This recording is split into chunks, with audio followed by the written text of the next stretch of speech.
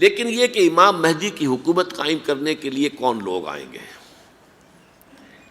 عرب جو ہیں وہ اندر سے کھوکھلے ہو چکے ہیں، عیاشی نے، دولت نے، پیسے نے، دولت، پیسہ، عیاشی، اس کی وجہ سے کھوکھلے ہو چکے ہیں۔ یہاں میں آپ کو دو حدیثیں سنانا چاہتا ہوں۔ سنن ابن ماجہ کی روایت ہے حضرت ابو ہریرہ سے رضی اللہ تعالی عنہ، قال قال رسول اللہ صلی اللہ علیہ وسلم اذا وقعت الملاحم بعث اللہ بعثا من الموالی ہم اکرم العرب فرسا واجودہ سلاحا یوید اللہ بہم الدین، رواہ ابن ماجہ عن ابی ہریرہ رضی اللہ تعالی عنہ۔ جب ملاحم کا دور شروع ہوگا تو اللہ تعالیٰ اٹھائے گا ایک لشکر یا لشکروں پر لشکر موالی میں سے۔ موالی کون ہے؟ عربوں نے جب فتح کیا تھا اس پورے علاقے کو خلافت راشدہ کے دوران، اور پھر وہ لوگ جو ہے، ایک رائے تو یہ تھی کہ انہیں غلام بنایا جائے سارے آبادیوں کو، لیکن یہ کہ حضرت عمر کا اجتہاد تھا، اس کے مطابق جو ان کو غلام نہیں بنایا گیا تو وہ موالی کی حیثیت رکھتے ہیں۔ عربوں میں دم نہیں ہے، موالی میں سے لشکر اٹھیں گے کہ جو در حقیقت حضرت مہدی کی حکومت کو قائم کریں گے۔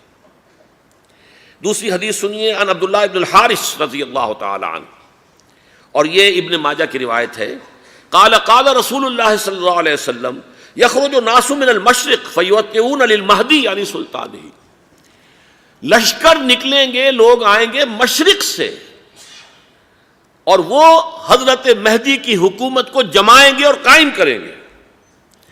اب ذرا نوٹ کیجئے کہ جزیرہ نما عرب کے مشرق میں کون سے ملک ہیں؟ تین: ایران، افغانستان، پاکستان۔ یہ تین سالڈ مسلم ممالک، مسلم آبادی اکثریت۔ ویسے تو یہ کہ آگے ہندوستان میں 20 کروڑ مسلمان ہیں، لیکن وہ 20 کروڑ جو ہے وہ تو 80 کروڑ کے اندر تحلیل ہو جاتے ہیں غیر مسلموں میں، لیکن یہاں جو معاملہ ہے یہ غالب اکثریت کے۔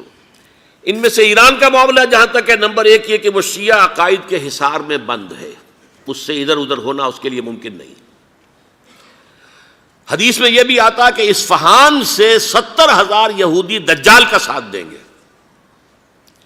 لیکن بہرحال خراسان ایک صوبہ ہے افغانستان کا اس وقت بھی، شمال مشرقی کونے میں، مجھے امید ہے وہاں سے خیر کی، کیونکہ خراسان کا لفظ وہاں پہ شامل ہے، اور حضور کی حدیث میں بعد میں آپ کو سناؤں گا کہ خراسان سے فوجیں چلیں گی جو یروشلم کو دوبارہ حاصل کریں گی، فتح کریں گی۔ جیسے پہلے یروشلم کھویا عربوں نے تھا، دوبارہ حاصل کیا تھا کرد نے، کرد خون صلاح الدین ایوبی رحمۃ اللہ علیہ، ایسے اب پھر عربوں نے کھویا ہے، لیکن لینے والے خراسان سے لشکر آئیں گے۔ یخرج من خراسان رایات سود لا یردھا شیء حتی تنصب بإیلیا، خراسان کے علاقے سے کالے علم لے کر لشکر چلیں گے جن کے رخ کو کوئی موڑ نہیں سکے گا جب تک کہ وہ جا کر یروشلم میں نصب نہ ہو جائے۔ اس کے بعد نام آتا ہے پاکستان کا۔ یہ ہے میری اور آپ کی داستان، اور یہ ہے سبب جس کی وجہ سے کہ میں آپ سے یہ گفتگو کر رہا ہوں۔ اصل میں تو کس لیے؟ محض ایک علمی استفادہ، محض اپنی بات آراء کو ظاہر کرنے کا شوق نہیں، بلکہ یہ کہ اپنی ذمہ داری ہم پہچانیں کہ ہم کس مقام پر کھڑے ہیں۔ دیکھیے، اس پاکستان کے بارے میں یا ہندوستان کے بارے میں علامہ اقبال نے کہا تھا اپنے ترانہ ملی میں، میر عرب کو آئی ٹھنڈی ہوا جہاں سے، میرا وطن وہی ہے، میرا وطن وہی ہے۔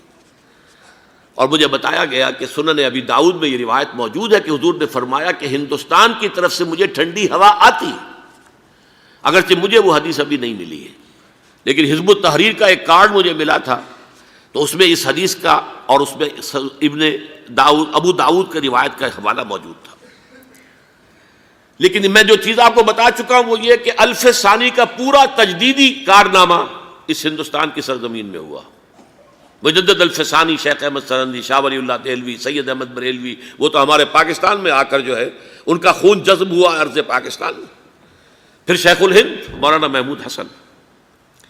تحریک خلافت چلی تو صرف ہندوستان میں چلی اور کہیں نہیں چلی۔ آزادی کی تحریک چلی پوری دنیا میں، وہ نیشنلزم کی بنیاد پر چلی، ملے نیشنلزم، عرب نیشنلزم، ترک نیشنلزم۔ ہمارے ہاں چلی تو اسلام کے نام پر، پاکستان کا مطلب کیا؟ لا الہ الا اللہ۔ پھر پاکستان قائم ہوا معجزے کے طور پر، بلکہ نازل ہوا ہے لیلۃ القدر میں، انا انزلناہ فی لیلۃ القدر، جیسے قرآن نازل ہوا لیلۃ القدر میں، یہ پاکستان بھی نازل ہوا لیلۃ القدر میں۔ اس کا برقرار رہنا ابھی تک معجزہ ہے۔ ہندو یہ سمجھتا تھا، کانگریس سمجھتی تھی کہ جھٹپٹ ختم ہو جائے گا۔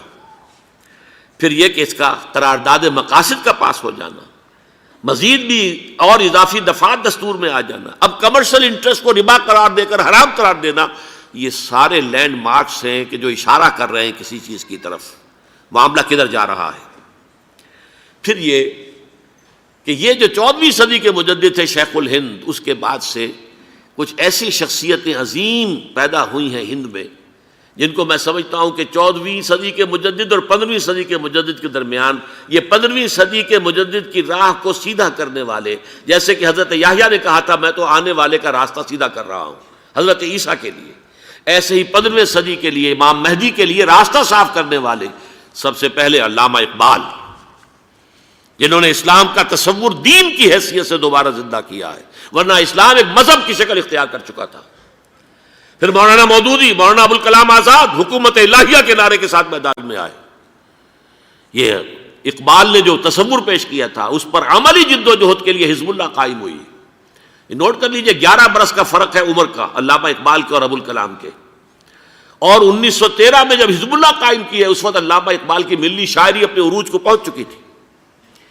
پھر یہ کہ علامہ اقبال کے بعد تعمیل جو ہے اس کام کی وہ ابوالکلام نے کی، لیکن روایتی علماء نے کی شدید مخالفت کی وجہ سے وہ بددل ہو کر چھوڑ گئے، کانگریس میں شامل ہو گئے، بساط جو ہے حزب اللہ کی انہوں نے لپیٹ دی۔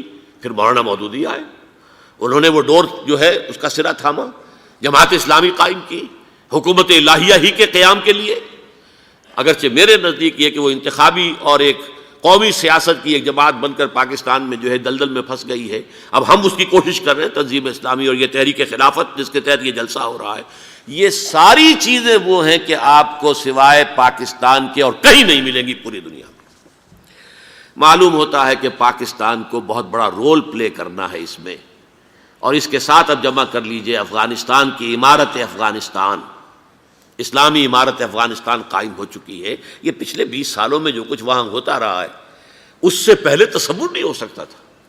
علامہ اقبال کے فرزند بھی دیکھ کر آئے ہیں، تو اگرچہ وہ خود میں سمجھتا ہوں کہ خاصے انہیں آپ لبرل کہیں، آزاد خیال کہیں، لیکن اس درجے متاثر ہو کر آئے تھے کہ انہوں نے یہ کہا افغانستان میں جو میں نے حالات دیکھے ہیں کہ اگر 2-4 اور مسلمان ملکوں کے اندر یہ نظام قائم ہو جائے تو پوری دنیا مسلمان ہو جائے گی۔ یہ سب کچھ کیسے ہو رہا ہے؟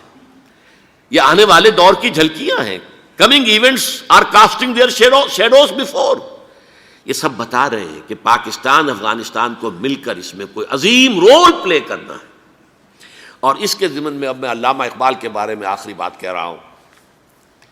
علامہ اقبال کے بارے میں عام یہ خیال ہے، انہوں نے اپنے خطبات میں مہدی کا اور نزول مسیح کا، حالانکہ میں کل پڑھ رہا تھا مولانا سید احمد اکبر آبادی رحمۃ اللہ علیہ کا ایک مقالہ ان کا کہ علامہ اقبال نے ابن خلدون کے بارے میں یہ کہا ہے کہ مہدی کا اور نزول عیسیٰ کا دونوں کا انہوں نے انکار کیا ہے، حالانکہ ابن خلدون نے نزول عیسیٰ کا انکار نہیں کیا، صرف مہدی کا انکار کیا ہے۔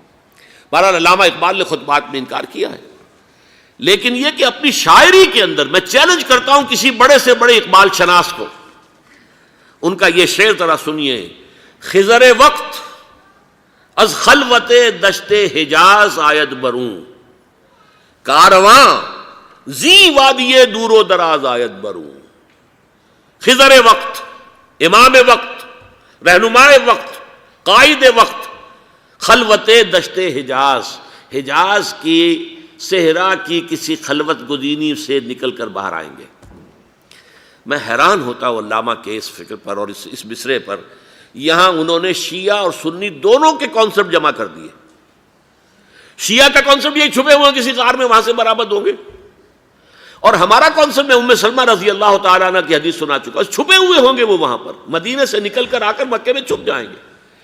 اس خانہ جنگی کی حالت میں لوگ ان کی طرف دیکھ رہے ہوں گے، سوچتے ہوں گے انہیں میدان میں آنا چاہیے، کوئی پارٹ پلے کرنا چاہیے، امت کی رہنمائی کرنی چاہیے، لیکن وہ چھپیں گے، وہ کارے ہوں گے، وہ اس ذمہ داری کو قبول نہیں کرنا چاہیں گے، جا کے چھپ جائیں گے مکے میں، وہاں سے مکے والے انہیں نکالیں گے، اور وہ کارے ہوں گے، انہیں بالکل یہ پسند نہیں ہوگا کہ یہ ذمہ داری اٹھائیں۔ تو خضر وقت از خلوت دشت حجاز آید بروں، کارواں زی وادی دور و دراز آید بروں۔ کارواں جو چلے گا ان کی مدد کے لیے اس وادی دور و دراز، اس عظیم وادی دور و دراز، یہ وادی سندھ ہے۔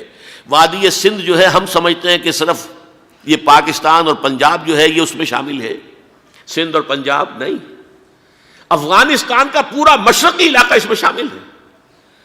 جیسے دریائے جہلم سندھ میں جا رہا ہے، جیسے دریائے گلگت سندھ میں آ کر ملتا ہے، جیسے دریائے چناب اور راوی اور جہلم اور یہ سب جا رہے ہیں اور آ رہے ہیں، اسی طرح دریائے کابل کہاں سے آ رہا ہے، دریائے گومل کہاں سے آ رہا ہے، ٹوچی کہاں سے آ رہا ہے، یہ سارا جو ہے ڈرین جو ہو رہا ہے، ایسٹرن جو ہے پارٹ آف افغانستان، یہ سب وادی ہے۔ اس وادی کے یہ دو حصے ہیں، ایک حصہ جو ہے یہ ادھر پاکستان میں ہے اور اسی وادی کا دوسرا حصہ جو ہے وہ افغانستان میں ہے۔ کارواں زی وادی دور و دراز آیت بروں، کارواں چلے گا یہاں سے، یخرج ناس من المشرق یؤتون للمہدی یعنی سلطان ہی، مشرق سے فوجیں چلیں گی کہ جو مہدی کی حکومت قائم کریں گی، اور یخرج من خراسان رایات و سود، اور خراسان سے سیاہ پرچم چلیں گے کہ جن کا رخ کوئی موڑ نہیں سکے گا، حتیٰ تنصب بیلیا، یہاں تک کہ وہ جا کر یروشلم کے اندر نصب ہو جائیں گے۔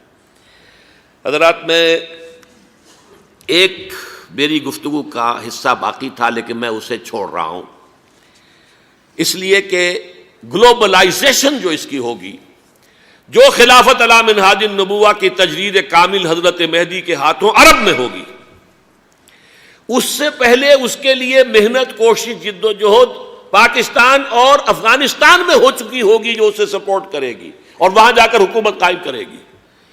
اس کے بعد گلوبلائزیشن کا جو مرحلہ اس کا ہے وہ حضرت مہدی کے ہاتھوں نہیں ہے، وہ حضرت عیسیٰ ابن مریم ان کے نزول کے بعد ہے، جن کے نزول کے بعد دجال کا خاتمہ ہوگا اور یہودیوں کا استحصال ہوگا، مسلمانوں پر بھی بڑی تکالیف عربوں پر آئیں گی، شدائد آئیں گے۔